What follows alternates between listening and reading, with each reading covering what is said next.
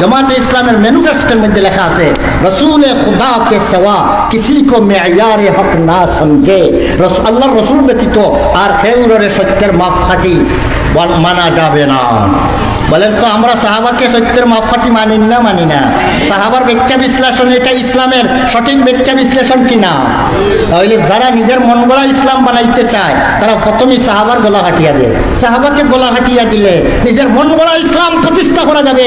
মৌলানা মওদুদী সাহেব যে ইসলাম প্রতিষ্ঠা করতে চেয়েছে সাহাবাকে মাইনাস দিয়ে, বলেন তো সেই দলটা যে দলের মধ্যে সাহাবা দলিল হয় না সেই দলটা মা আনা আলাইহি ওয়া আসহাবির অন্তর্ভুক্ত না সেই দলের বাহিরে?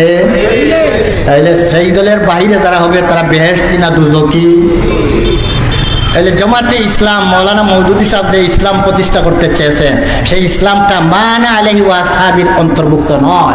মানা আলাইহি ওয়া আসহাবির অর্থ হইল আহলে সুন্নাত ওয়াল জামাত। সোজা কথা আহলে সুন্নাত ওয়াল জামাতের আকীদা বিশ্বাস, যেগুলা আকীদা আহলে সুন্নাত ওয়াল জামাতের আকীদা বিশ্বাস দ্বারা লালন পালন করে তারাই মানা আলাইহি ওয়া আসহাবির মিসদাক।